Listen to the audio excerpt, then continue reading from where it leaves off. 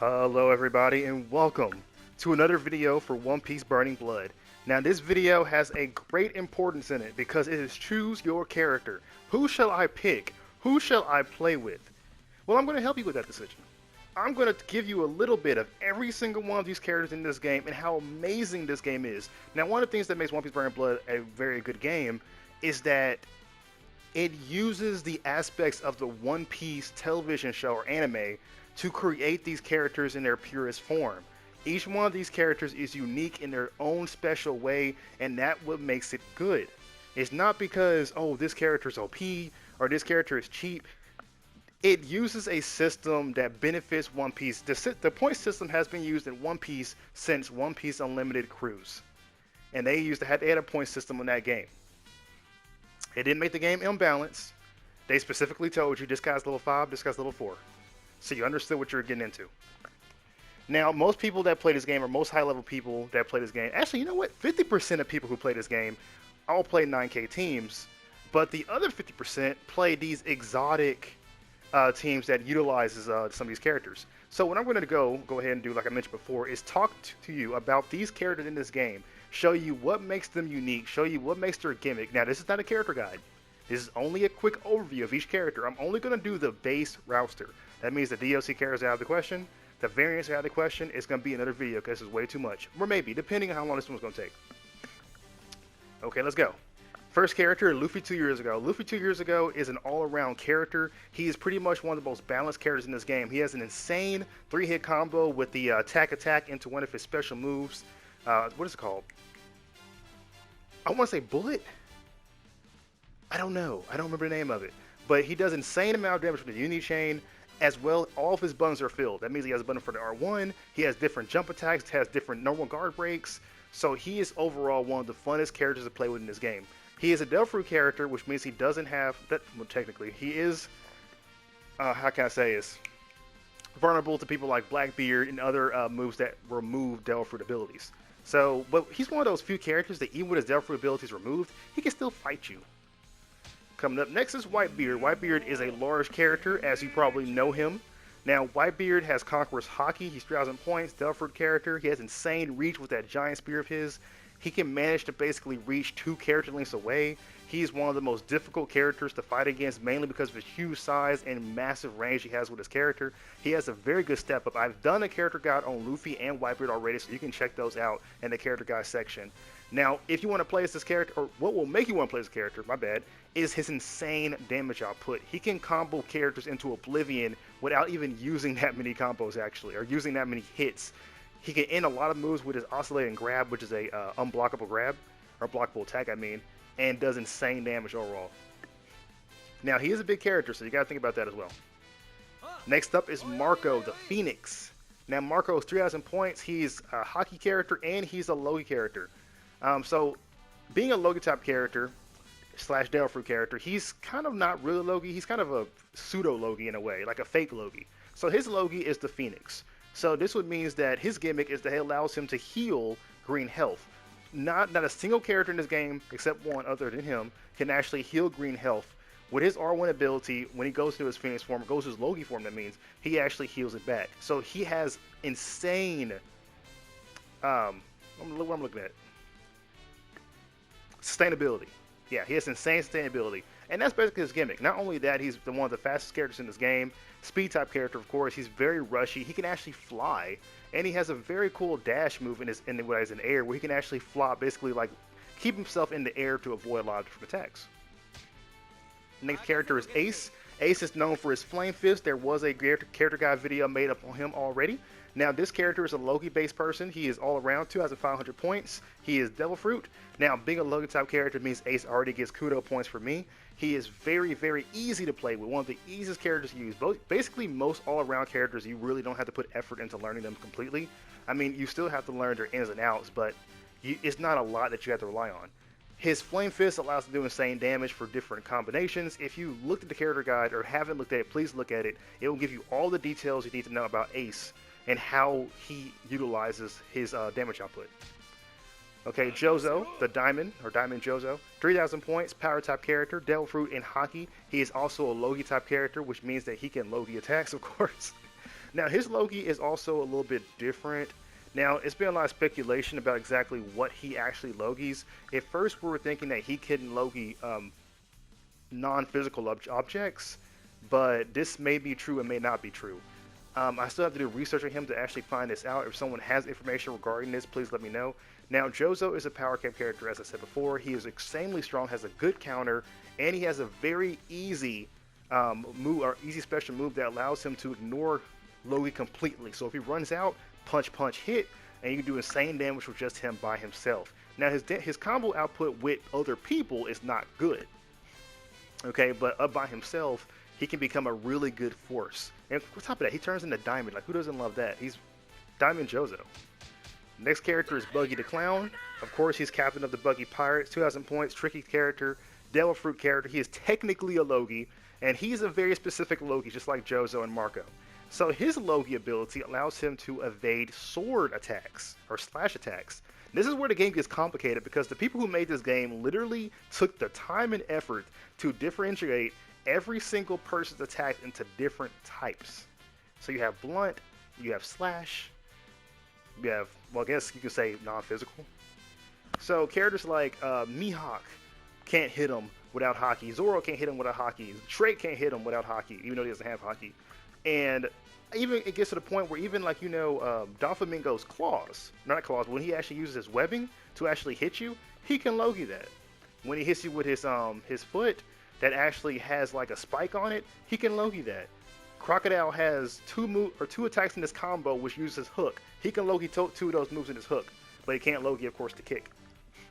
Another one of his gimmicks is that Buggy actually gains +1 power buff for every time he delivers a special attack successfully on his opponent, and -1 if he does not. Well, he doesn't get the -1 debuff, he just subtracts it by. If he manages to get 5 of that buff, he goes into his excitement mode. While he's in excitement mode or charisma mode, he can die and come back to life one time. He is one of the 2 characters in this game that can actually revive themselves. Ivy-san is the support master. 2,000 points, tricky type character, Devil Fruit, no hockey at all whatsoever. He's insane. He is a healer. He's also a buffer. He can use a move that will tag his partner in, bring him in with a +3 power buff, and as well as healing of green health. Now, one of the downsides of his ability is that every time he uses it on the same person, true to the television show, it goes down. So it goes from 3 to 2 to 1, and it'll just stay at 1. So, if you do not know, in the Marineford War, he used it on Luffy and did mention to Luffy that every time he uses the ability, or uses it on the same person, it loses effects. And that's exactly what the game actually portrayed in this scenario. Now, that's not the only thing that's good about him. He has one of the greatest projectiles, which is Death Wink. He also has the most insane ultimate. He probably has one of the best ultimates, as he runs in his ultimate, which you cannot judge where he is, like if you can actually dodge it or not. You actually have to kind of predict it, because in his ultimate, he starts to run, and when he actually comes back to reality, he might be in front of you. You're like, how do you get there? It's because in his ultimate, he actually runs towards you in a cinematic. Okay, moving on. Boop. Jimbei. Jimbei is one of the Devil Fruit killers in this game. He uses the power of water, or seawater.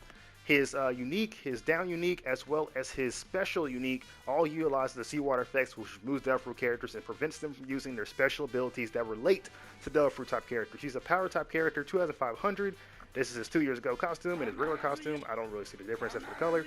He has no hockey, he has no Devil Fruit, but he does not need it because he can remove Devil Fruit from Logan-based characters, which makes him insane to actually play with. Now, he has an amazing counter he can use, which soaks up damage and actually does a forward punch. It will also allow him to do another punch with another special attack, dealing great damage with that. He also has a special move that can actually be comboed with itself against a wall. So he has a 3-hit wall combo with this move. Not to mention that he can do his ultimate right afterwards, if he has his ultimate, to deliver a good 70-80% HP to your opponent. So that's a lot. Okay? Going to Crocodile here. Crocodile is 2,500 points. He is a Logi type character all around. Crocodile is a range master. Most of the time people rely on his close range combat, but don't forget that Crocodile can use sandstorms, can make giant, I guess you can call it gas bubbles, maybe? Wind bubbles? I don't really know what that move is, to actually fight his opponent. He does insane chip damage. The sandstorm itself is a very difficult projectile to deal with. You have to conquer it or just get rid of it with another projectile. He has a special awakening when he. Oh, I forgot to mention Luffy's special awakening that he goes into gear second, but I guess you can already figure that out. Oh, my bad. Okay. Oh, and I forgot to mention that Jozo in his awakening actually gets strong. His left arm becomes stronger. I forgot to mention that too because he gets like a diamond arm. But well, yeah, I mentioned it now. So when Crocodile goes into awaken mode, he gets a poison claw. True to One Piece, the One Piece Grand Series, when he gets his poison claw, everything he does more damage. Which means his heavy guard break, which does a lot of damage before, will do even more damage than last time. You're looking at 50% on his heavy guard break alone because of the added poison. Okay, Boa Hancock is a technical-based character. First technical we're talking about. 2,500, Devil Fruit, and Hockey. She is also a Conqueror's Hockey character, and that is not even her main thing. Of course she has combos. We all know she has combos, or you don't know that she has combos because you're probably looking at this for the first time. But she is a combo-oriented character by far. She has 3 different types of combos she can utilize. Her chain combos, which brings in another person to help her. She has her damage combos, which actually does a lot of damage, but resets, but also kind of gives your opponent an extra chance to flash counter. And then she has the petrification combos. Now, if you don't know what petrification is, the petrification for Boy Hancock is specific to her, of course. It's a Barefruit ability, which is the Stone Fruit, maybe, or Gorgon something. So with this, every time that Boy Hancock hits you with a special attack, it raises up a hidden petrification meter on your character. Now, this does not go away if you die. I mean, not if you die, I'm sorry. It does not go away if you switch out. It will stay with your character for the rest of the game. If you get enough points, which I believe is 5 points of petrification, your character will become stunned. Each special attack does a different amount of petrification counters. I'm not going to tell you what they are. I do know what they are, but we want to get into that specifics. Her flash, she's also one of the only characters so far introduced with a unique flash guard, which allows you to instantly petrify your opponent. So if you want a character that can just mess up your opponent and give you opportunities to do amazing things with your special abilities, she's one of the good characters that I should play with. Gecko Mariah, one of my favorite characters in this game, by far, never going to stop loving him. Probably one of the most hated arcs though, okay? Silverbark arc wasn't that good compared to other arcs in One Piece Burning Blood, or One Piece, my bad. Been saying Burning Blood all day today. But he's a tricky type character, 2,000 points, Devil Fruit. Now, about his gimmick, Gecko Mariah is the second best ranged character in the game. He has all of his moves are range based. He has a weird way of attacking that makes it so it's not him that's attacking, it's actually his shadow double man that's attacking. So when you're actually attacking with Gecko Mariah, you're pretty much safe, and your opponent kind of has to close the gap between you and double man. He controls shadows. He also has a special move, or not special move, a unique move that allows him to take your opponent's shadow, and they will actually die slowly. Now, if you want to look more into Gecko Mariah, there is a character guide on this character that I already made, so you can look at that. He's also one of the other characters, or one of the few characters that can do a Giant Awakening. Giant Awakening Shadow Asgard. I have to mention that this is the only game that Gecko Mariah that is in that allows him to actually transform into Shadows Asgard. So much appreciated to these guys. Mihawk, all-around character. Hockey, 3,000 points. Mihawk, one of the most beloved characters in the game. Also one of the most beloved characters in the meta. We're seeing a good metaverse here. As he is a insane fast attacker. He is an insane fast combo character. Not really, he's not a combo oriented character. He deals a lot of damage with his basic attacks. He can do really good pursuing, can run away from giant characters. Overall, he's a very good character to use for beginners. Okay, if you don't really want to rely on combos and stuff like that. He has a special ability that when instead of most characters when they hold down the R1 button or the ability button, they deal chip damage with attacks. Mihawk does not deal chip damage. He will do absolute damage, which means the damage that he deals will not be green health. It will be actual damage. So if your opponent has a whole bunch of green health and you attack him one time with Mihawk, all that green health is gone, by the way. Next up is Kuma. Kuma has a character guide written for him already. You can check that out. He is 2,000 points, Delta Fruit character. I don't really want to go into much specifics. I will explain that he has one of the fastest range attacks in the game. He has a good reach around in terms of his teleport as well as his basic attack moves. He is the only character in this game with an instant KO. If you want more information about his instant KO, look at this character guide. Sengoku the Buddha is a very orthodox character. I'm going to be honest. Me and Rohawk did not believe that this character was actually going to be in this game. We were very much surprised. I was surprised he was put in this game, but I was happy he was put in this game. 2,500 points, power type character, Devil Fruit, Hockey. Now, what he utilizes is the Buddha, which is his Devil Fruit ability, which allows him to transform into a giant Buddha statue. In this form, he has armor, so he only takes armor damage, and he does great damage with 2 of his special moves. He does have an artillery move, which allows him to fire cannons around the battlefield, making it pretty chaotic. Now, in terms of high-level play, he's not very reliable, but he can keep up with the fastest characters in the game because of the way he attacks and because how he can get people caught in that Buddha statue. His Awakening mode is a unique one. It allows him to actually transform into the Buddha completely, which will, of course, it's not as strong as him doing it in his base form, but you're still the Buddha, so it's still pretty nice. Okay, next up is Akeem. Akeem, the Lava Dog, is one of the 3 admirals, or the 3 main admirals. He is a power type character, 3,000 points, Devil Fruit, Hockey. He doesn't really have a gimmick. He is the or one of the 3 characters in this game that can switch out besides Kuma and Blackbeard. Your next is one of the most utilized moves about Akeem, and one of the only reasons people play as him. Not even joking. If you're a high-level player and you play as Akeem, I'm highly expecting, or is expecting? Is it expecting? Yeah, I'll say expecting. That's the wrong word. I would say guessing. I'm highly guessing. It doesn't sound right at all. That you're playing as Akeem because of your next, which allows him to switch your opponent out with the next person in place. And he can do this up to 2 times.